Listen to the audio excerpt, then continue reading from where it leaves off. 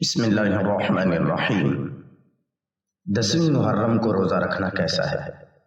محرم کی 10ویں تاریخ کو روزہ رکھنا مستحب ہے۔ رمضان کے علاوہ باقی 11 مہینوں کے روزوں میں محرم کی 10ویں تاریخ کے روزے کا ثواب بہت زیادہ ہے، اور اس ایک روزے کی وجہ سے گزرے ہوئے 1 سال کے گناہیں صغیرہ معاف ہو جاتی ہیں۔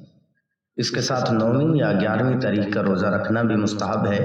صرف 10ویں محرم کا روزہ رکھنا مکروہ تنزیہی ہے۔ حضرت عائشہ رضی اللہ عنہا فرماتی ہیں کہ عاشورہ کے دن قریش جاہلیت کے زمانے میں روزہ رکھتے تھے، اور آپ صلی اللہ علیہ وسلم بھی عاشورہ کا روزہ رکھتے تھے۔ پھر جب آپ صلی اللہ علیہ وسلم مدینہ منورہ تشریف لائے تو آپ صلی اللہ علیہ وسلم نے مسلمانوں کو عاشورہ کا روزہ رکھنے کا حکم دیا۔ پھر جب رمضان کے روزے فرض کر دیے گئے تو اب وہی فرض ہیں، عاشورہ کے روزے کی فضیلت چھوڑ دی گئی۔ اب جو چاہے رکھے اور جو چاہے چھوڑ دے۔ مذکورہ حدیث سے معلوم ہوتا ہے کہ رمضان المبارک کے روزے فرض ہونے سے پہلے مکی دور میں بھی رسول اللہ صلی اللہ علیہ وسلم اہتمام سے عاشورہ کا روزہ رکھتے تھے، اور مدینہ منورہ آنے کے بعد آپ صلی اللہ علیہ وسلم نے مسلمانوں کو بھی بہت اہتمام سے اس کا حکم دیا۔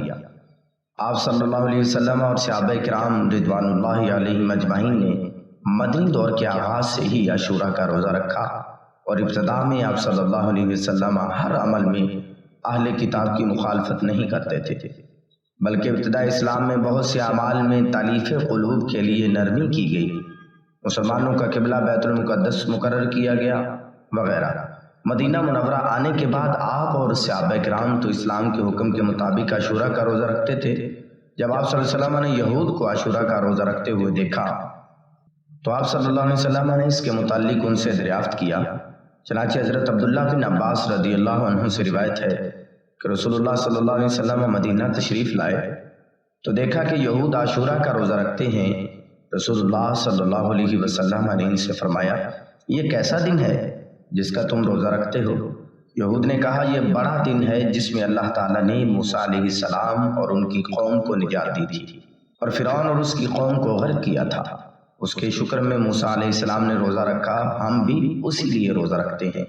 آپ صلی اللہ علیہ وسلم نے ارشاد فرمایا، ہم موسیٰ علیہ السلام کے طریقے کی پیروی اور اتباع کے زیادہ حقدار اور ان سے زیادہ قریب ہیں۔ چنانچہ آپ صلی اللہ علیہ وسلم نے خود بھی روزہ رکھا اور مسلمانوں کو بھی عاشورہ کے روزے کا